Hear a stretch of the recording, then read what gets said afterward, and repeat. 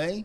Conectado com o Diário de Goiás, aqui nesta live no Facebook, uma entrevista ao vivo com uma das principais personalidades de Niquelândia, o mais importante niquelandense no governo de Marconi Perillo, o secretário Vilmar Rocha, da Secretaria de Cidades, Infraestrutura e Meio Ambiente, a Secima. Secretário, bom dia. Bom dia, tudo bem? Bom dia, Rovaci Oliveira também, que é o mais importante cidadão de Passa Quatro em Goiânia. Ok. Não é? Passa Quatro e região. E região. Eu achei ótimo uma vez, me disseram, eu não cheguei Ok. a ver, que, não sei nem citei, mas me disseram, já tiraram, já colocaram, que era o seguinte, no site da Prefeitura de Niquelândia, eles colocavam com duas ilustres pessoas nascidas na cidade. Eu e o professor Colemar Natal e Silva, que foi reitor da Universidade Federal, e etc., que ele também nasceu lá em Niquelândia. Então, Então eu fiquei honrado. com certeza, vai bem. Niquelândia é impressionante a importância do município do estado de Goiás, né? Vamos ressaltar aqui com um abraço a Niquelândia, pelo tamanho do município, né? E também por tudo que produz. do ponto de vista Você econômico. sabe como é que era o nome anterior de Niquelândia? Era São José do Tocantins. E quem nascia em São José do Tocantins era chamado de Josefino. E depois, na década de 40, foram descobertas aquelas grandes minas de níquel lá, e aí mudaram o nome da cidade de São José do Tocantins para Niquelândia. Eu desaprovei, Eu também. E lá muita gente desaprovou. tá vendo? Porque Niquelândia foi fundada em 1735. Agora, em 2035, ela vai fazer 300 anos. É uma das cidades do ciclo do ouro, como Goiás, Pirinópolis e outras, uma cidade tradicional, e, portanto, não tinha muita razão para mudar o nome, não. E eu estarei lá presente na festa de comemoração dos 300 anos. Eu também já confirmei. É claro que no meu caso, eu espero estar lá, ainda que seja com a bengalinha, mas quero estar lá na festa de 300 anos. O secretário Vilmar Rocha preside o PSD, importante liderança política do estado de Goiás, tem a responsabilidade de conduzir uma das secretarias mais importantes e vamos tratar com ele de projetos e também, evidentemente, das questões políticas que envolvem hoje o momento do estado de Goiás. Há um tempo o senhor me disse, numa entrevista por telefone, né, que a discussão sobre candidatura ao governo do estado de Goiás ainda não era hora, vamos aguardar, não era hora. Ainda não é hora? Só 2018. O PSD, nosso partido, nós reunimos os deputados, prefeitos, vice-prefeitos, as lideranças do partido e tomamos uma decisão. Que nós só vamos decidir sobre 2018 em 2018. Mas o senhor está sem moral, então, hein? Porque está todo mundo fazendo campanha. Pois é o seguinte, nesse momento agora, está todo mundo falando, jogando, conversando, mas decisão mesmo não. Então é só conversa, é só jogo, é só estratégias. Eu acho que as decisões de 2018 começarão em março de 2018. Aí você fala, mas por que março? É pelo seguinte, março é o mês que as pessoas que realmente estão no governo e vão ser candidatas têm que desincompatibilizar. E essa estratégia do governador de já definir Zé Elton como candidato e ele já automaticamente está num processo de pré-campanha. A gente entende, respeita, mas é uma questão do PSDB, não da base. O governador Marconi Perillo, em dezembro do ano passado, quando ele anunciou que o candidato era o vice-governador, ele disse assim, o candidato do PSDB, não da base. Os principais partidos da base, a gente nota que ainda não tomaram essa decisão. Mas tem alguns partidos já estão praticamente tomando posição. PTB. Mas será que está mesmo? É o que estão dizendo. Aqui Pode mudar? Pode. Você sabe que pode. Zé Elton não é um bom candidato, não? Não sei. Vamos ver. Está cedo para essa avaliação. O certo é o seguinte, Vacil, nós, com clareza e com firmeza que nós tomamos as nossas posições. Primeiro é o seguinte, nós eu não estou na base. Eu ajudei a construir essa base. Desde 1998 eu já era deputado federal e ajudei a construir. Vocês sabem que politicamente eu fui um dos esteios desta base. Quando inclusive tive que, no DEM, promover uma dissidência forte para manter na base. Tá bem. E nós vamos continuar nessa base, trabalhando, apoiando, até 31 de dezembro de 2018. Até porque o governo atual, o Marconi é o governador, mas o governo somos todos nós. Nós fomos à praça pública pedir voto para esse governo. E eu tenho um conceito de quem ajuda a eleger, ajuda a governar. Então nós estamos firmes na base, apoiando o governo, nos momentos bons, nos momentos difíceis, até 31 de dezembro de 2018.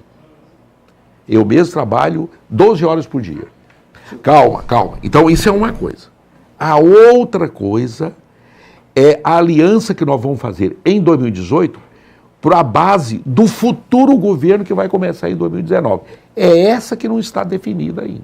Se o governador definisse o senhor já como candidato a senador, aí já daria para anunciar desde já? Você é um bom jornalista, você, Otair, e eu estou dizendo isso aqui com segurança, é porque vocês são perspicazes, capazes de colocar isso.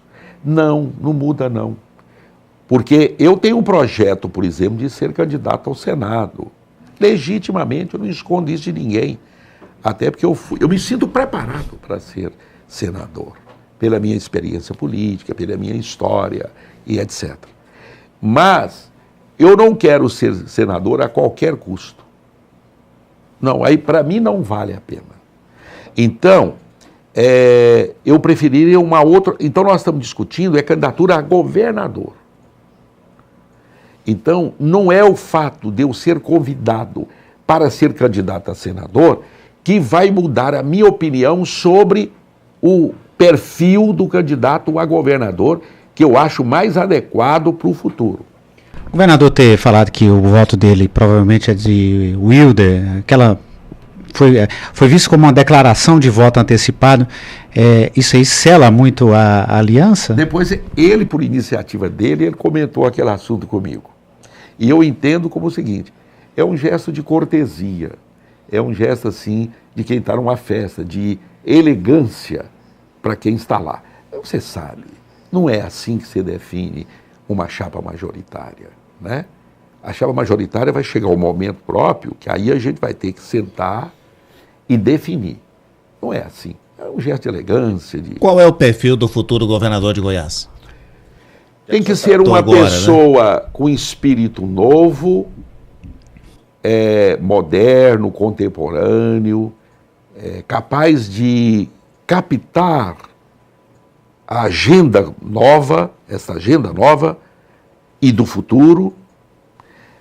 Tem que ser uma pessoa preparada, qualificada, que tenha a confiança da sociedade. Eu até acho que o perfil bom era de uma pessoa que não estivesse no atual governo. Ou seja, uma pessoa de fora desse grupo, e daí a qual eu me incluo. Eu tenho qualificações. Eu falo assim, fica parecendo que eu estou sendo cabotino. Não estou sendo, não, eu estou sendo sincero. Eu tenho qualificações para ser candidato e governador de Goiás. Eu acho que tenho. Quem não acha, não acha. Eu acho que eu tenho. Mas eu acho que nós devíamos ter um nome novo. Eu faço um conceito, há uma diferença entre continuismo e continuidade. O senhor está pondo Tiago Peixoto nessa lista? O Tiago tem... Só citou o perfil dele. O Tiago Peixoto tem muito desse perfil. Daniel Vilela tem? PSD tem conversado, o senhor tem conversado muito com o PMDB? Não, tem conversado com o Daniel Vilela, tem conversado com o Maguito, tem conversado com o Íris. Ontem eu tive uma conversa muito boa, 2 horas com o Íris.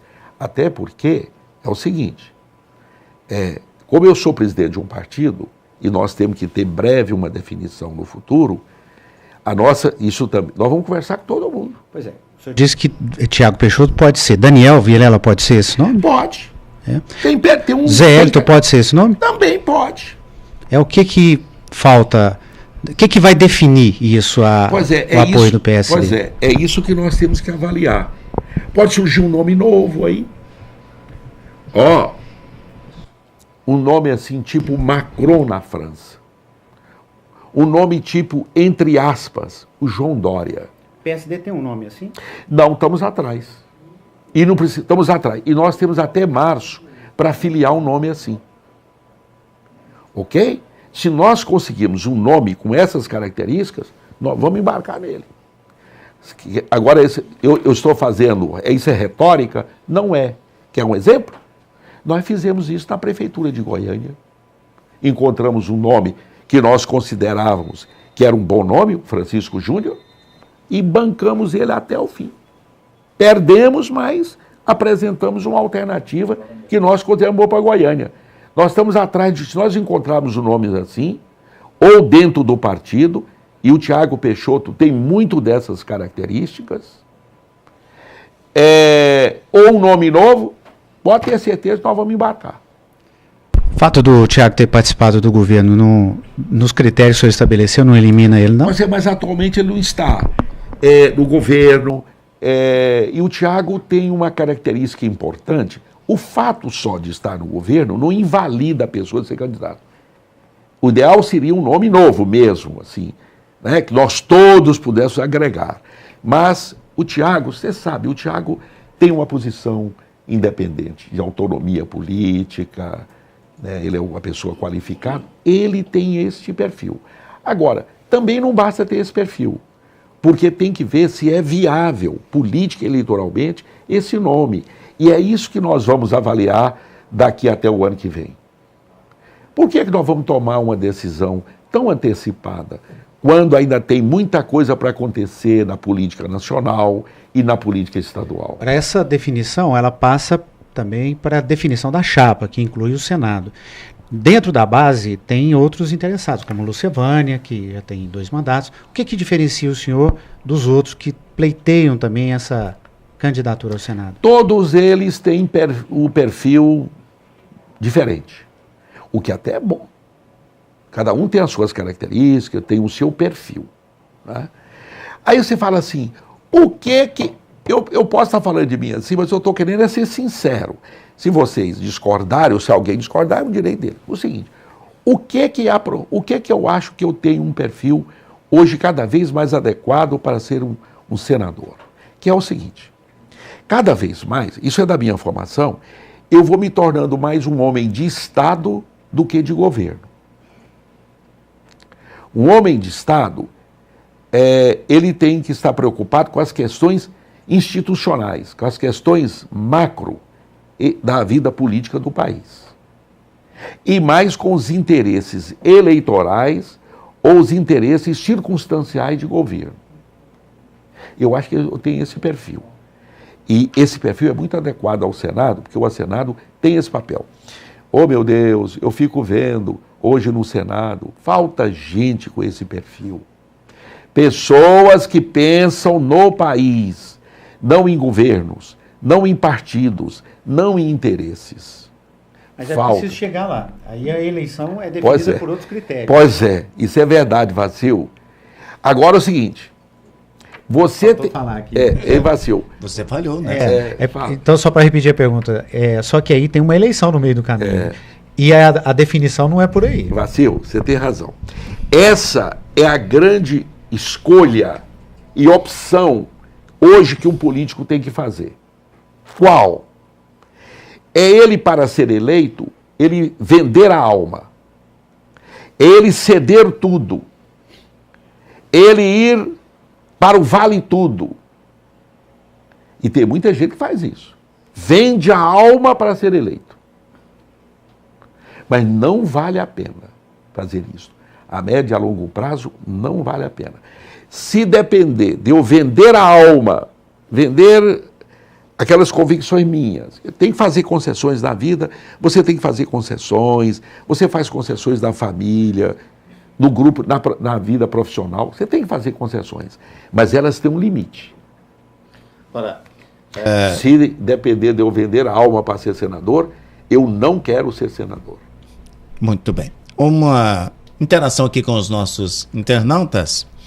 O advogado Washington Luiz, de Pires do Rio, mandou um abraço. Ele preside o PSDB de Pires do Rio. Um abraço, Washington. O Jeremias de Orizona, lá da Câmara de Orizona também. Mandou um abraço conosco. O advogado de Goiânia, Rogério Pazinho, pergunta: o senador Wilder Moraes, para abrir vaga na chapa do Senado para a Lúcia Vânia, teria esse perfil que o senhor cita? Acho que o perfil dele é diferente. Diferente, não atende. Diferente. Mas diferente como? Diferente é o seguinte: um político relevante, e um senador é um político relevante, ele tem que ter um conhecimento e uma interpretação da vida do país e do Estado. E isso leva tempo para você adquirir e amadurecer esse conhecimento e essa interpretação. 7 anos no Senado não deu isso aí ainda. Eu acho que é pouco. Ainda precisa de mais? Precisa. Mas... Não, precisa de mais o seguinte, deixa eu dizer bem, o cara, para ser um político relevante, um senador, ele precisa de ter, até porque o Senado é para isso mesmo, ele precisa de ter uma vivência, uma formação mais densa. Secretário, politicamente. Alguns comentários na interação aqui com essa comunicação via Facebook. O senhor gosta de comentar as coisas no Facebook ou não? Gosto. Gosta de ler os comentários? Leio os comentários. Lê tudo? Leio tudo. Ou é o Razuki que lê para o senhor? Não, eu leio também. Ele lê também, mas eu leio também. Ah, bom. A Thali Silva, Vilmar Rocha é um homem de fibra e bem preparado para o Senado Federal. Então, ela concorda, né? Deu apoio. Então já tem uma apoiadora. Obrigado. O Zé Roberto, Vilmar Rocha é um dos políticos mais preparados do Brasil. O Estado e o país merecem Vilmar Rocha no Senado Federal. O senhor já angariou dois votos aí. 2 apoiadores, né? Mas eu quero chegar a mais de 1 milhão que eu tive na eleição passada. Mas tá faltando ainda, né? E 998 mil. Não vendi a alma. Eu fiz, por exemplo, o meu programa de TV na campanha de 2014. Eu é quem defini o que ia para o meu programa de TV. Não foi os marqueteiros, não. Chegou um determinado momento que eu recebi muitas sugestões para baixar o nível, ir para a baixaria com o candidato opositor e com a família dele. E eu recusei isso. Você fala de Caiado. Por causa da disputa que existe entre vocês dois. Para eu ir para a baixaria, contra ele ou contra a família. E eu disse negativo. Não aceitei colocar isso no programa, no meu programa, porque o programa era meu, como candidato ao Senado. Tanto que você viu que o meu programa foi muito propositivo. Ele foi um programa bacana, porque não é marqueteiro que diz o que eu tenho que falar. O marqueteiro, o assessor, ele pode me ajudar a modelar, etc. Mas as opiniões são minhas, as definições políticas é do candidato, é do político. Eu não vou falar algo ou fazer algo para entrar na onda, para eventualmente agradar as pessoas. Não ter sido eleito microfone, não ter sido eleito e ali ver Caiado se virar senador ali foi uma derrota maior ainda? Não, eu brinco. O senhor perdeu para Caiado? Não, esse foi o sentimento? Não, eu não tive esse sentimento, não. Vou explicar por quê. Primeiro eu brinco, que é o seguinte: na noite que saiu o resultado da minha eleição para o Senado, eu lutei muito, trabalhei, corri, dia e noite. Eu fui à luta para ser elegido senador, eu tinha muita vontade de ser senador, tenho. Aí saiu o resultado à noite. Aí eu brinco que eu fui dormir. Dormi igual um bebê. Dormi igual um bebê. E eu não fiquei chateado de ter ganhado, sabe por quê? Porque eu tive um forte opositor. Veja você nas eleições anteriores, quem foram os candidatos que se opuseram aos candidatos. Na eleição de 2010, na eleição de 2006. Ele era um candidato que eu divirjo dele, tem divergências sérias dele, muitas divergências políticas e tal. mas ele era um candidato qualificado. Candidato a presidente da República, um líder do agronegócio, reconhecidamente, candidato a governador de Goiás, 5 mandatos de deputado federal atuante. Então eu tive um adversário fortíssimo. Bom candidato a governador. 2018, então? Hein? Ele? Não, uma coisa é candidato a senador, a outra coisa é ser candidato a governador. São coisas diferentes. Com ele não dá aliança. Não sei. Tem um ditado. Mas o senhor diz não sei toda vez, assim, pois é. Vamos tentar entender. É O claro. senhor não sei. Não, pois é porque está cedo. Eu não quero afirmar algo agora e ter que desdizer na frente. Porque não depende só de mim. Depende do partido, depende de um conjunto de forças. Então o senhor não descarta sentar com o Caiado e até apoiar ele numa candidatura para ele a governador e o senhor a senador, por exemplo? Eu não descarto nada. Eu estou aberto a conversar com todo mundo. Essa é a nossa linha. Não... Mas é o Caiado que tem que procurar, o senhor não vai procurar. Não, ele que é o candidato. Aí o senhor avalia... Mas deixa eu dizer, espera um pouquinho. Pois não. Eu quero deixar claro uma coisa. Uma das coisas que eu mais tenho cuidado é de fugir de um político indefinido. Eu acho ruim isso, aquele político que não se define. Vocês conhecem a minha história, vocês sabem que eu sou duro nas minhas definições. Haja visto em 2006, quando eu, dentro do DEM, não apoiei o candidato do DEM, claramente, tomei uma posição, fiquei sem mandato durante 4 anos e tomei uma posição ao longo do tempo. Então, o que eu quero dizer é o seguinte, é que está cedo para decisões e que as decisões não dependem só de mim, sobretudo numa eleição majoritária. Depende de uma série de conversações, de entendimentos, como que vai estar o quadro em 2018. Abrir demais o espectro, como o senhor está abrindo, não é justamente mostrar a indefinição? Não, negativo. É não mostrar, dizer algo hoje que você vai ter que mudar amanhã, porque a conjuntura vai mudar. Pois é, mas sem estabelecer parâmetro nenhum, então fica aberto qualquer jogo, assim, absolutamente. Pelo que o senhor disse, até com o PT dá uma aliança. Nós estamos colocando... Dá para sentar com o PT também? Não. Isso, há uma diferença entre, preste atenção, o impossível ou o possível e o provável. Por exemplo, essas alianças que você citou, elas são muito pouco prováveis de acontecer. Mas eu não quero chegar ao ponto de dizer que é impossível. Primeiro, porque a conjuntura muda. Segundo, porque não depende só de mim. Eu presido um partido, mas depende do conjunto das forças do partido. E essa decisão não foi tomada ainda. Então, como é que eu vou afirmar aqui que vai ser assim ou assado, sendo que pode mudar a conjuntura e o partido pode querer uma opção diferente? Mas o senhor não tem posição? Tenho, claramente. A minha posição... Eu já disse para você, eu já te dei para você o perfil do candidato que eu acho que é importante. Pois é, a posição que passa não é essa de que eu converso com qualquer um. Converso. Até porque... dizendo Mas isso não é justamente alguém que está... Não. Disposto a qualquer coisa? Não. Nesta fase, nesse momento da política, um dirigente partidário democrático, ele tem que estar aberto a conversar e a ouvir. Isso não é só agora, não. Você tem que sempre fazer isso.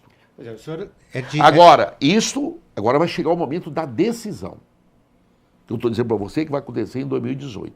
Aí, nesse momento, você decide, você se posiciona. Mas eu acho que você estabelecer preconceitos e recusar a dialogar com quaisquer forças do Estado, políticas, isso é um atraso. Eu fui o secretário-chefe da Casa Civil no governo passado. E fiquei com a incumbência do governador e do governo de ser o interlocutor com os prefeitos e a oposição. Dialoguei com todos. Fizemos uma excelente parceria com o Antônio Gomide, excelente parceria com o Maguito em Aparecida e uma excelente parceria, jamais na reta final, com o Paulo Garcia em Goiânia. Chegou na eleição de 2014, todos eles ficaram com seus respectivos candidatos, não me apoiaram para senador. E eu fiquei chateado com eles? De jeito nenhum, porque eu sabia que naquele momento a nossa relação era institucional, era administrativa, como deve ser. Ontem eu fui na prefeitura, uma conversa boa, de quase 2 horas com o Íris. Pois é, e na eleição passada, existem informações que esteve próximo de um acordo entre o PSD e o PMDB, para o PSD indicar o vice. Foi real isso? Não, não é real. Esteve longe disso. Não houve nenhuma conversa nesse sentido. Até porque desde cedo, muito antes, nós definimos que o PSD teria candidato próprio. E teve. Muito de vocês aqui, não digo vocês dois, mas a maioria, eu acredito, da imprensa, não acreditava nessa decisão nossa. Acreditava que a hora que fosse chegar na hora H, nós íamos fazer uma aliança. Que era uma forma de negociação, né? Pressão para negociar. Exato. E nós honramos isso, fomos até o fim. Vamos aqui a alguns questionamentos. O Jailton quer saber se as pesquisas ajudam ou atrapalham. Jailton. É o Jailton Marques. Eu também conheço esse nome de algum lugar, não sei de onde. Como é que chama o café lá? Lá do ateliê. Do ateliê do Grão. Exatamente. Vocês sempre estão lá conspirando. Isso. Conspirando positivamente a favor de Goiás. É claro. Então... Sobre as pesquisas? E aí, a divulgação dessas pesquisas mostrando nomes agora... 2 coisas. Mas nenhum lugar se conspira mais do que num palácio, né, não? Palácio é um lugar bom de conspiração. Deixa eu falar. Em 2014, isso não foi muito comentado. Foi um erro grave das pesquisas com relação à eleição do Senado. 3 dias antes da eleição, as pesquisas me davam 19%. Eu tive quase 40%. Muita gente fala que se não fosse o erro das pesquisas, eu tinha vencido a eleição. O erro induziu. O erro induz um pouco. Há uma faixa do eleitorado que gosta de votar em quem vai ganhar, que ele acha que vai ganhar. Como eu perdi a pesquisa, eu perdi 6, 8%, quer dizer, 5% que alterasse poderia alterar o resultado da eleição. Então, a pesquisa... Até menos, 4%. A pesquisa me prejudicou. A divulgação daquelas pesquisas que não eram... E agora? Começa de novo. Só que tem uma coisa, você sabe como é que é o lance? Ah. Um grupo político publica uma pesquisa, um fake, uma pesquisa falsa, com objetivo político. Aí quem não está bem nela, reage, publicando uma outra pesquisa falsa, inventa aí um blog do Altair Tavares. Não, meu blog é sério. É sério. Não. Do Vacil Oliveira. Não, também é sério. O blog do Joaquim Cirino. Joaquim Cirino, eu estou provocando. Aí manda publicar na internet e tudo, pesquisa realizada pelo blog do Joaquim Cirino. Vilmar Rocha, 40%, e os outros candidatos tal. É uma forma de ação política para contrapor a isso. Eu não vou fazer isso. Deixa que quem quiser publicar as pesquisas que quiser. Isso é um risco? Porque ela pode, de certa forma, influenciar uma faixa do eleitorado? Pode. Mas é do jogo. Eu não vou inventar pesquisas falsas, publicar pesquisas falsas em que eu esteja bem, apenas para contrapor a pesquisas inconsistentes, que ninguém sabe como é que foi feita, e etc. Manipuladas. Secretário, mudando de assunto, para a gente atender aqui o interesse do nosso internauta, André Azevedo quer saber sobre a construção da usina fotovoltaica de Morrinhos, na Estação Planalto. Quando entrarão em fase de construção essas usinas? Quem vai construir essa usina é a CELG GIT, a CELG Geração e Transmissão. Eles estão nas tratativas finais com outras empresas para fazer um consórcio para construir, e eu acho que até o final deste ano, dentro de meses, iniciará a construção dessa usina lá em Morrinhos. O Lucas de Paiva, também não sei se você conhece, diz que o senhor é o maior incentivador da juventude em Goiás e com espírito jovem, elegante, diga-se de passagem, republicano, então precisamos desse perfil no Senado. O Lucas é meu amigo. Então, É o seguinte, nós fizemos um encontro aqui da juventude, é isso que eu fico. Essas coisas assim não são devidamente divulgadas. Foi um sucesso. Nós reunimos lá uns 200, 300 jovens na sede do PSD, de todos os partidos, do PC, do B. Até do PMDB? Do PMDB, tudo lá.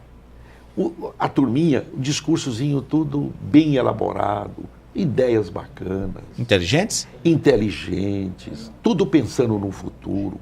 Foi um sucesso este encontro. E eu acho que essas coisas é pouco divulgadas, coisas bacanas assim. Eu tenho realmente uma relação muito boa com esses jovens, por causa do meu coração de professor. Nós, professores, temos essa conexão. Você também é professor. A gente gosta, acredita na juventude. Exato. Então, tem um grupo a gente se empolga, né? A gente se empolga. Tem um grupo de jovens muito valorosos que eu apoio, que eu incentivo. E que são apaixonados pelo senhor. Pois é. Acompanha. Eu apoio, eu incentivo, eu oriento, eu discuto com eles. Dana com eles também? Também. Por exemplo, uma das coisas que eu falo com eles, por exemplo, uma coisa que eu falo duramente com eles. Primeiro, a obrigação de vocês é terminar o curso superior. Não vão entrar para a política antes de terminar o curso superior. Eu incentivo eles a concluir o curso superior. Se bem que é bom ficar lá para ocupar o DCE, né? Então, mas essa turma quer estudar mesmo. Quer dizer, concluir o curso superior, agora eles têm vocação para a política. Então eu brinco com eles que no futuro eu quero ficar com um charutão só acompanhando eles e tal. Charuto cubano. É o melhor, né? O que eu quero dizer é o seguinte, é que... Agora, outra coisa que eu falo para eles, uma coisa é ser jovem de idade, a outra coisa é ser jovem de cabeça. Eu conheço muita gente jovem que está na política e com a cabeça velhíssima. O que é a cabeça velhíssima de um jovem político? É aderir às práticas políticas viciadas, ao esquemão da política viciada. O cara que adere a isso, ele pode ser jovem na idade, mas é velho na prática política. Secretário. Eu chamo muita atenção deles disso. Pois é, mas o exemplo que o presidente do PSD nacional dá não é um exemplo ruim, não? Ele está em todos os governos, teve no governo do PT, no governo deles, muda o governo, mas não muda o presidente. Né? A imagem dele de... Tem muita gente no PSD... Não é um mau exemplo, não? Tem muita gente no PSD que é muito crítico a esta postura do presidente nacional do PSD. Mas eu conheço... Não é fácil. Gilberto Kassab. Eu conheço o Gilberto Kassab, é meu amigo, etc. Foi meu colega na Câmara durante anos e tal. Hoje também, a nível da política nacional, sobretudo para um partido novo igual o PSD, não é fácil você se mover nesse mundo, não. Tá? Então não é a posição ideal para o partido. A gente queria que o partido tivesse, em muitos momentos, posições diferentes, mas a gente tem que entender e compreender as dificuldades dele, de um partido novo, de uma bancada de uma bancada federal, são 30 e poucos deputados federais. Como se mover nisso? Não é fácil. Aqui em Goiás também tem problemas, como todo... Mas não passa a imagem do pragmatismo acima de tudo, do fisiologismo? Passa sim. Agora é o seguinte, eu acredito que o PSD, ele só vai se consolidar, se habilitar como um partido que tem uma linha definida mesmo, Ele vai consolidar isso a partir da eleição de 2018. Porque, na verdade, ele é um partido, foi fundado em 2011, tem apenas 6 anos, está naquela fase de formação, de crescimento, com aquelas dificuldades e dúvidas dessa parte de formação, mas 2018 vai ser apenas a segunda eleição geral que o PSD vai disputar. A primeira foi em 2014, agora vai ser a segunda. O cenário político no país também vai estar mais definido, mais claro para todos. Então, aí sim, o partido vai ter que tomar uma linha bem objetiva, bem definida, bem coerente. Nesse momento que nós vamos consolidar isso. Nós temos aí um confronto jurídico imenso hoje, a denúncia contra o presidente Michel Temer. Alguns consideram que uma denúncia fraca. O presidente reagiu, né, de forma veemente, né, contra a denúncia, até insinuando que há fatos nebulosos envolvendo o Ministério Público e participantes da delação premiada de Joesley Batista. Qual é o futuro dessa crise, na sua visão, e principalmente levando em consideração o contexto desta denúncia? Primeiro, cumprir as regras, cumprir a Constituição, a Justiça, o Ministério Público e a Polícia Federal estão cumprindo o seu papel e devem continuar cumprindo o seu papel. Investigar, denunciar e o STF de julgar. O presidente está se defendendo também. Então tem que se cumprir completamente, dentro das regras, o processo judicial. E isso está sendo feito. Segundo, cabe ao Congresso, aos partidos e aos políticos cumprir também o seu papel. De tomar decisões dentro da sua área de competência e medir as consequências dessas decisões. Então, por exemplo, diretas já é inviável politicamente. Por quê? Primeiro que você teria que alterar, através de uma emenda, a Constituição, no momento de crise. Isso seria mais ou menos parecido como você mudar as regras de um jogo de futebol, o jogo acontecendo. Então eu acho que isso terá consequências negativas para a estabilidade das instituições e para a segurança jurídica. Você alterar as regras, e a Constituição é clara. Havendo a vacância do cargo de presidente e vice-presidente nos 2 últimos mandatos, a eleição é indireta e feita pelo Congresso. E está na Constituição de 88, tem quase 30 anos que está essa regra lá. Mudar essa regra agora, no bojo de uma crise, eu acho que as consequências seriam muito negativas a médio prazo para o país. Primeiro. Segundo, para alterar a Constituição, você vai levar uns 90 dias no mínimo. Depois você tem que preparar essa eleição. Você vai levar no mínimo mais 90 dias, no mínimo.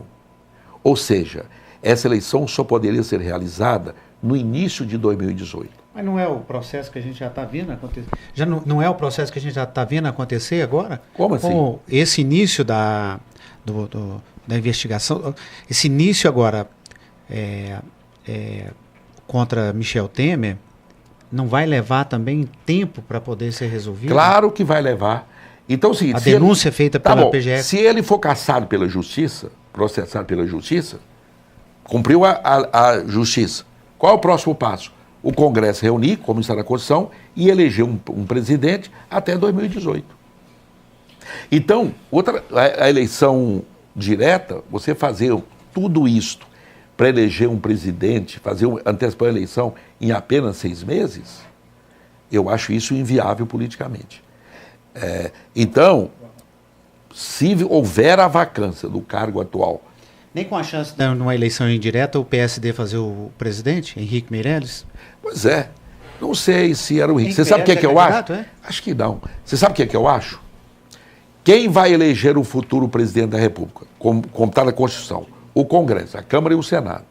A Câmara tem 513 deputados votos. O Senado, 81. A diferença é muito grande. Então, você sabe quem vai ser eleito, se for uma eleição indireta? Um deputado. E você sabe quem que é o nome mais provável? O Rodrigo Maia.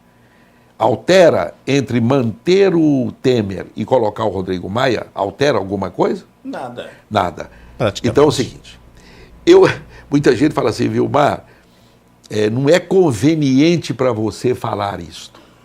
Mas eu falo, porque é o que eu penso. Dentro das atuais circunstâncias do país, é melhor manter o Michel Temer. É o melhor ou o menos pior?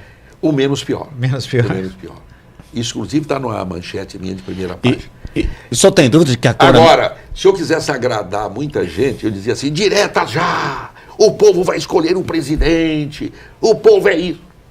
Isto é que era o conveniente, por intermediário, está dizendo. Só que não é o responsável, e não é o que eu penso, que é melhor para o país. Agora, o senhor, avaliando aí a composição da Câmara, o senhor tem dúvida de que a Câmara não vai aceitar a denúncia? Não vai aceitar. Eu acredito que não vai aceitar.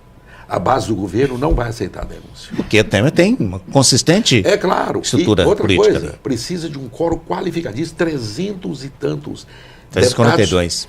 Tem que aceitar a denúncia. Isso é inviável politicamente. Ou seja, o sistema é feito para não Não é o sistema que não é feito. Tanto que houve o impeachment da Dilma.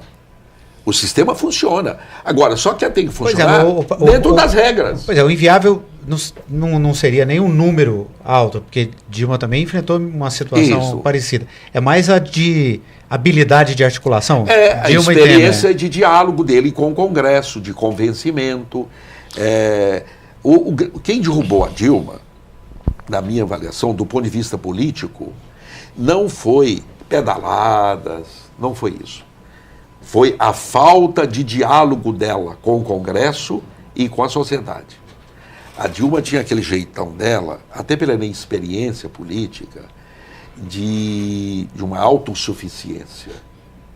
E isso, em política, não existe. Ontem, eu fui assinar aqui um convênio com o CREA, entre a CECIMA e o CREA. Uma solenidade bacana lá na sede do CREA. E eu falei algo que é o seguinte: hoje, na política e na gestão, o que você tem que fazer é articular forças que já existem a favor de um projeto político ou de um projeto administrativo. Essa é a grande habilidade de um político. Político que não consegue somar forças, dialogar, conversar e somar forças, ele não tem futuro. Então, por exemplo, no Brasil, todos os presidentes que perderam o apoio do Congresso, eles caíram. Quer um exemplo? Jânio Quadros, Collor e agora Dilma. Qualquer presidente da República tem que ter um diálogo com o Congresso. Ou bom ou ruim... E nisso, Lula foi competente? Lula foi competente. Por isso que tem uma possibilidade grande de voltar? Lula foi competente. Ele só conseguiu a governabilidade porque ele sabia dialogar e manejar não só o Congresso, mas como outras forças do país. O presente que ele deu para Dilma, um Congresso sob controle. Ele tem essa habilidade, ele tem essa liderança, ele tem essa capacidade, ele tem essa habilidade. Né? Isso é inegável que ele tem isso. Né? Coisa que ela não teve. Então, o Temer tem essa experiência. Eu fui deputado federal 20 anos. Convivi com o Temer. Ele me chama de Vilmar e eu chamo ele de Temer. Claro que hoje, como presidente, eu chamo de presidente. Como ele era professor de Direito Constitucional e eu também, a gente convivia em eventos e etc. Eu votei nele 2 vezes para presidente da Câmara. Então, ele tem essa experiência, ele tem essa capacidade de diálogo e etc. Então, agora, se cometeu erros, falhas, crimes, tem que ser apurado. Tem que ser apurado. A justiça tem que cumprir. Na verdade, a Lava Jato, e esse momento nós estamos vivendo no Brasil, vai ser muito bom para o país do futuro. Porque, por exemplo, uma coisa que está acabando, a sensação de impunidade no Brasil. Antes, só era processado e preso gente pobre. Quando você vê hoje políticos, empresários, respondendo a processo, cumprindo pena... Menos Joesley. Pois é, menos o Joesley. Há essa questão do Joesley. Mas a dúvida se ele vai conseguir ficar dessa forma. Mas não parece que Michel Temer quer botar na cadeia. Mas o que eu quero dizer é o seguinte, reduziu demais na sociedade a percepção de impunidade para os de colarinho branco. E outra coisa, o Brasil vai sair melhor depois dessa Lava Jato.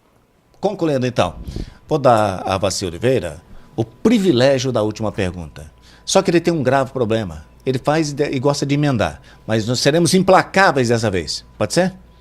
Concorda, secretário? Pode ser? Então, a última pergunta agora com o Vacir Oliveira. O senhor vai de carro, de avião ou a pé para Muquem esse ano?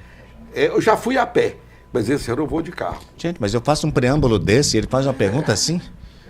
Não era para ser objetivo. Não, mas é uma festa... Ou seja, ele faz a pressão para que a pergunta seja objetiva, mas quer a enrolação. Exatamente. Mas, assim, eu esperava algo dia mais. 15 de agosto... Então deixa eu tirar a grande festa, uma das grandes festas populares do Estado. Mais de 200 mil pessoas, uma romaria que tem mais de 100 anos, é uma das mais tradicionais do nosso Estado.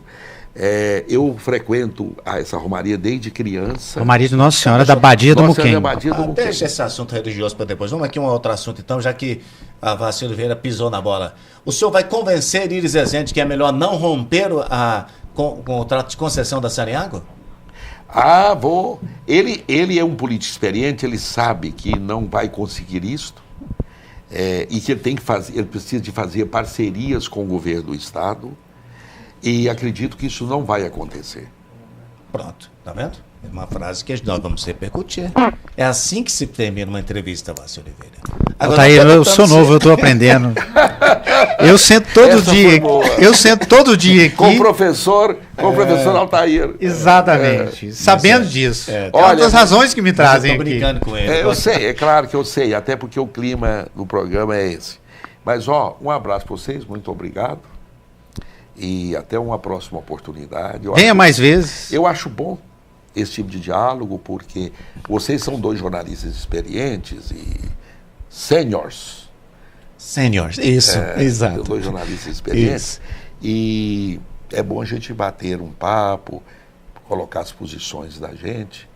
Só que não cobra da gente posição que a gente ainda não tomou. Ainda vai tomar. Tomar. Mas a gente teve a percepção do que vai tomar, não teve? Nós tivemos. Com certeza. Muito bem. Por isso foi bom e agradecemos muito a sua gentileza. A gente ouve as palavras e dá e projeta. Uma projeção. Da alma. Exato. E como diz aqui o Lucas Paiva, né, de forma elegante, né, por assim dizer. Obrigado, professor Vilmar Rocha, secretário de Cidades, Infraestrutura e Meio Ambiente do Governo de Goiás. E a gente se encontra em Muquem. Em Muquem. Muito bem. Você vai a pé? Este ano também não, mas já fui. Não dá conta de ir a pé daqui do centro do Jardim América. Desafia, senão eu falo que eu vou, senão eu vou. Eu desafio você. Aí. Olha, vamos discutir essa questão e se eu for, eu quero a cobertura completa do Diário de Goiás. 45 quilômetros, hein? Pois é. É quase um terço, é quase 3 vezes mais do que daqui em Trindade. É sair de Palmeiras e Pires do Rio e voltar. Por experiência própria. 30 e poucos quilômetros, tranquilo. O duro são os 10 últimos quilômetros. Encerramento. Obrigado. Obrigado.